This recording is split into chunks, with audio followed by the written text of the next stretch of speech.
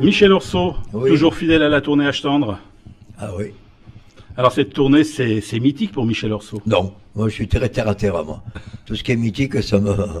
Non, non. J'ai pas dit mystique, hein. Ah oui, non, non, non, non, j'avais quand même bien compris, ouais. Non, mais ça peut l'être, effectivement.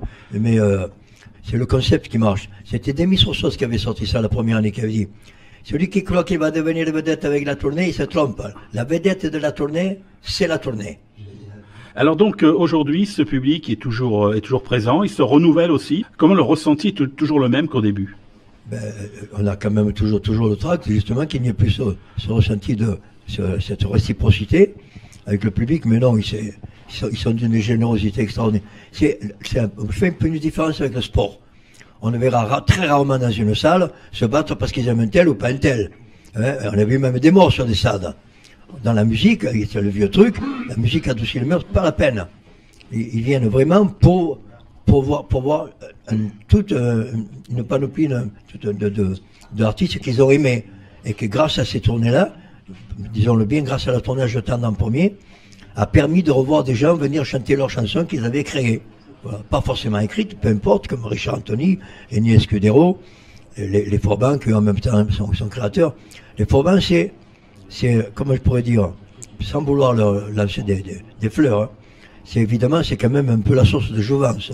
On a prouvé que même ça pouvait bouger musicalement, physiquement. Effectivement, il y en a qui avaient un petit peu moins la forme, même là, ce n'est pas le cas. Les Forbans, je suis très content de passer avec eux, moi. Et Angélique, elle est éternelle. Ben, Angélique, j'ai beaucoup de pudeur d'en parler. Là, ça relève, c'est peut-être pas mythique, mais ça relève d'un petit miracle au quotidien, qu'elle soit restée dans la mémoire des gens. Ça n'est pas le gros tube comme Caprice est fini ou Ciel et Soleil, mais c'est resté un succès. Alors, Michel Orso, c'est aussi le soleil, la Méditerranée. La Corse. La Corse. Oui. Alors là aussi, dans cet esprit, il y avait une chanson, un album qui était sorti il y a peu de temps, Ah, Méditerranée. bravo de le connaître. Ben bravo. oui. J'ai repris que des chansons qu'avait chanté Tino Rossi, dont on en parle bien sûr pour le petit Papa Noël, que je n'ai pas enregistré par pudeur. C'était sa Marseillaise à lui.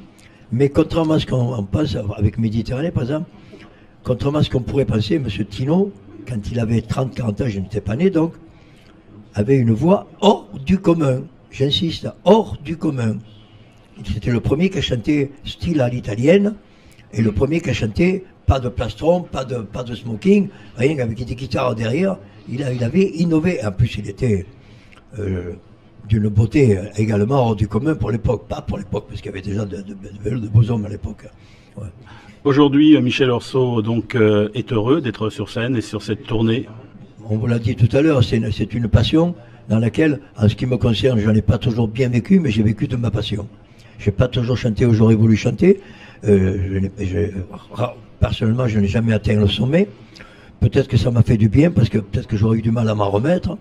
Mais j'avais soif d'être plus reconnu que connu, moi. Et grâce à cette tournée, j'ai retrouvé un semblant de notoriété et un semblant de crédibilité vis-à-vis des gens de ma profession. Alors cette tournée, bon, créée par Michel Allier au départ, exactement.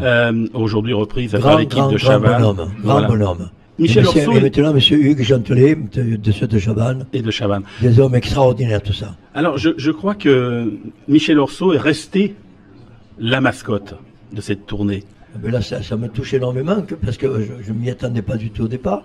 Dès la première année, on m'annonce, il y avait Lenny Escudero qui était à la table et d'autres chanteurs, mais c'est surtout ce qu'a dit Lenny qui m'avait marqué. Et je suis toujours un petit peu trop prudent. Je dis alors, tu fais l'année prochaine? J'ai dit normalement, Lenny. Là, Michel, tu fais cocu ta chance, il ne faut pas le faire, ça. Non, ça m'avait marqué. Lenny Escudero, on n'en parle que trop rarement. Monsieur extraordinaire également.